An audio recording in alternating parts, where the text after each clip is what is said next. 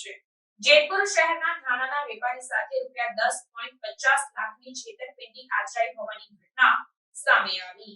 જેતપુર શહેરના એક વેપારીએ આંધ્રપ્રદેશના વેપારીઓના ઓર્ડર મુજબ ધાણાનો જથ્થો ટ્રક મારફતે મોકલ્યો હતો, પરંતુ તે ટ્રક આંધ્રપ્રદેશ ન પહોંચતા વેપારીએ ટ્રકના ચાલક, ક્લીનર તેમજ ટ્રકના માલિક વિરુદ્ધ વિશ્વાસઘાત અને છેતરપિંડીની ફરિયાદ નોંધાવી હતી।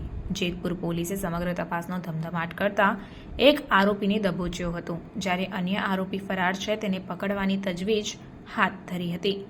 શહેરના માર્કેટિંગ યાર્ડ પાસે સિદ્ધેશ્વર એગ્રી એક્સપોર્ટના નામથી જથ્થાબંધ અનાજ કરિયાણાનો વેપાર કરતા જીતુભાઈ હેમનાણીને આંધ્રપ્રદેશની જુદી જુદી પેઢી દ્વારા ધાણાનો ઓર્ડર મળ્યો હતો। પેઢીઓના ઓર્ડર મુજબ જીતુભાઈએ ધાણાનો 500 ગુણીનો જથ્થો ટ્રક મારફતે આંધ્રપ્રદેશના વિશાખાપટ્ટનમ ખાતે મોકલ્યો હતો અને આ ટ્રક આંધ્રપ્રદેશ પહોંચાડવાની જવાબદારી ગોંડલના નવાબ રોડવેઝ ટ્રાન્સપોર્ટના યાસીનભાઈએ લીધી હતી, જેથી તેઓને માલના ભાડા પેટીના ₹63,000 ગૂગલ પેથી ચૂકવી દીધા હતા, પરંતુ 4 દિવસ થયા છતાં માલ વિશાખાપટ્ટનમ ન પહોંચતા જીતુભાઈએ ગોંડલ ખાતે યાસીનભાઈને આ અંગે પૂછતા તેમણે જણાવ્યું હતું કે ડ્રાઈવરનો ફોન બંધ આવે છે।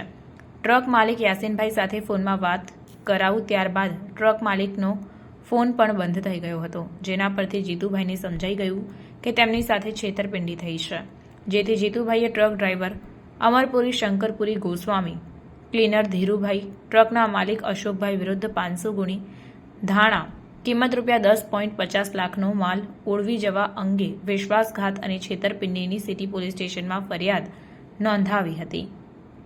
પોલીસે ગણતરીના કલાકોમાં રાજસ્થાન બોર્ડર પરથી ટ્રકને બિનવારસી હાલતમાં પકડી પાડ્યો હતો, તેમજ એક આરોપી ટ્રક ડ્રાઈવર અમરપુરી શંકરપુરી ગોસ્વામીને પણ પકડી પાડ્યો। પોલીસે પૂછતાછ કરતા ડ્રાઈવરે પોપટની જેમ સમગ્ર હકીકત જણાવી હતી, જેથી તેમના સાથીદારો ક્લીનર માલિક અને મિત્રની શોધખોળ હાથ ધરી છે, જેમાં મિત્ર પ્રભાતસિંહ ઉર્ફ કાનભા કઠિયા તેમજ ટ્રક માલિક અશોક ઉર્ફે હકો વાઘરોડિયાનું નામ ખુલતા પોલીસે તેઓને પકડવાના ચક્રો ગતિમાન કર્યા છે। તેમજ પોલીસ પૂછપરછમાં જણાવ્યું કે ધાણા વેચી ટ્રકને સળગાવી દેવાનું નક્કી કર્યું હતું, જેથી સમગ્ર કારસ્તાન ઢંકાઈ જાય, પરંતુ તેમનું આ કારસ્તાન પોલીસે નાકામયાબ કર્યો હતો। પોલીસે ટ્રક તેમજ 50 ગુણી ધાણા કબજે કર્યો હતો અને આરોપી ટ્રક ડ્રાઈવરને કોર્ટમાં પોલીસ રિમાન્ડ માંગતા 5 દિવસના કોર્ટે રિમાન્ડ મંજૂર કર્યા હતા।